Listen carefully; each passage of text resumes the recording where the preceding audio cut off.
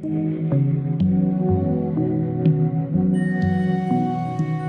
and welcome to Breakthrough Weekly. I'm your host, Monica Palayo, and I'm so happy you're here today.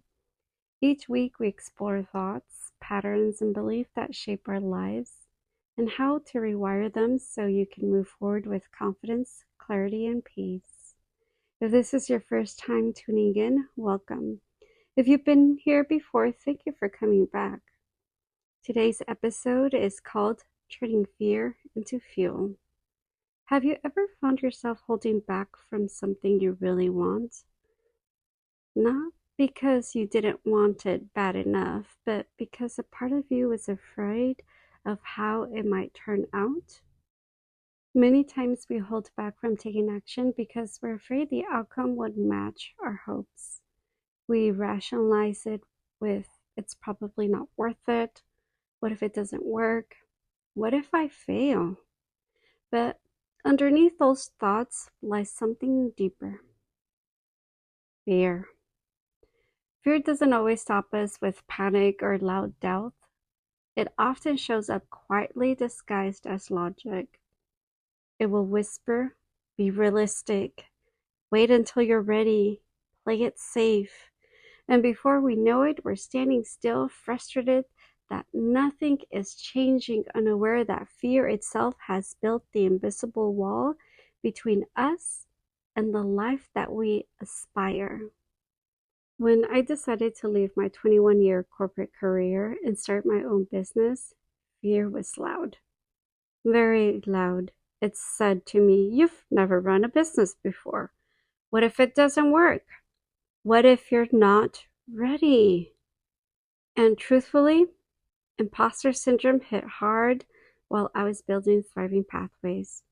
I questioned whether I had what it took to make it succeed. At the beginning, even putting myself out there felt so uncomfortable. The fear of not working out was scary.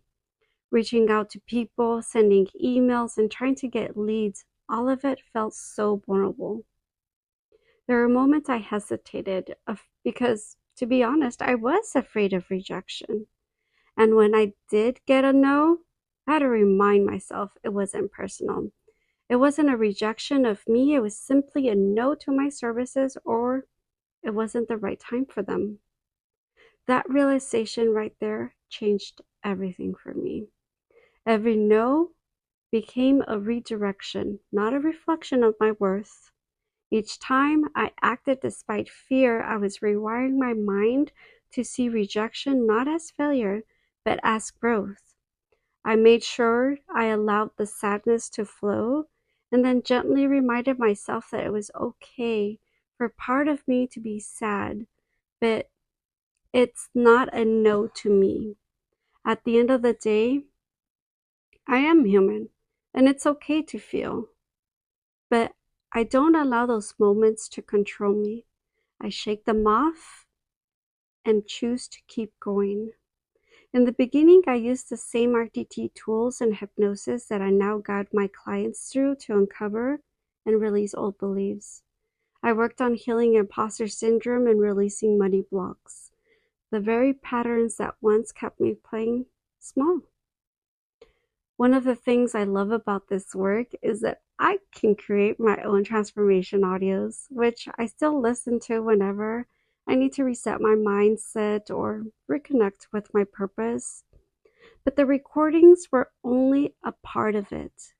The real transformation came from paying attention, noticing my emotions, patterns, and thoughts, and choosing to respond differently each time fear tried to take the lead. As I thought to myself, I don't have anyone to save me. I have a daughter, 2 grandchildren, and 2 cats depending on me. So despite the fear, I chose to take action because stopping wasn't an option for me. At times, people have told me, like, why don't you just get a job again? It would be easier to have a steady paycheck. And maybe it would. But you know what? That's not my path. My passion isn't in security, it's in purpose. Helping people is my calling. It's what keeps me grounded and gives me every challenge meaning. I've built my business with faith, faith in my work, in the tools I use, and in the woman I've become. And even on the hardest days, I have to remind myself that the seeds I'm planting now will someday bear fruit. Sometimes I still catch myself wondering, will this ever really work? And when that thought arises, I immediately shift it. I remind myself that fear can either be my anchor or my fuel, and I am choosing fuel. And right now, with all the setbacks I faced, despite my business not growing as quickly as I hoped for, I keep reminding myself of a quote I once read. I wish I knew who wrote it, and I can't remember.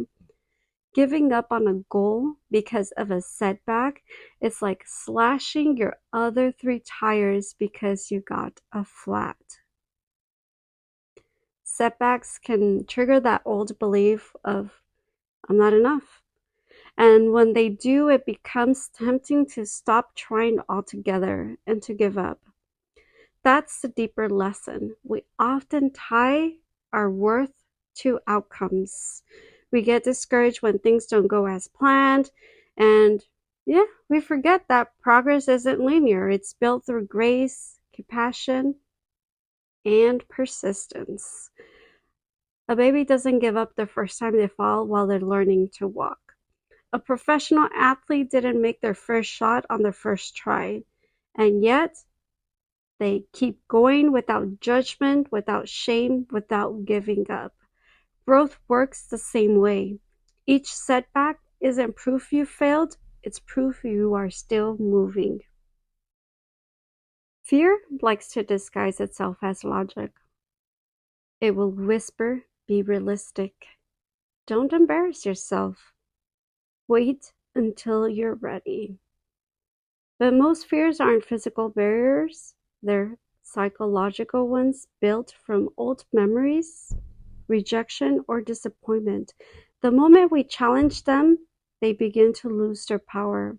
In hypnosis, I see this pattern all the time. Someone consciously wants to move forward, to start a business, make a change, or put themselves out there, yet their subconscious is wired for safety, not growth. The mind interprets new experiences as potential danger. So it builds an invisible wall that says, stay where you are. You're comfortable. That's why even when we understand what needs to be done logically, yet we hold back. We feel stuck emotionally because emotion always overrules logic. And unconsciously, it's what runs the show. Through RTT tools used in hypnosis, I help clients access the subconscious root of those fears and reframe the belief that created them. Once you understand where fear began, you can finally release it. Fear is a thief in disguise. It doesn't just steal opportunity, it steals moments, possibilities, and time we can never get back. But fear isn't really the root problem. It's the symptom of a deeper silent belief running in the background. I'm not enough. That belief hides behind hesitation, procrastination, and perfectionism. It convinces us that if we stay safe, we can avoid disappointment when in truth we're avoiding growth. Fear robs us not because it's strong, but because we believe its story.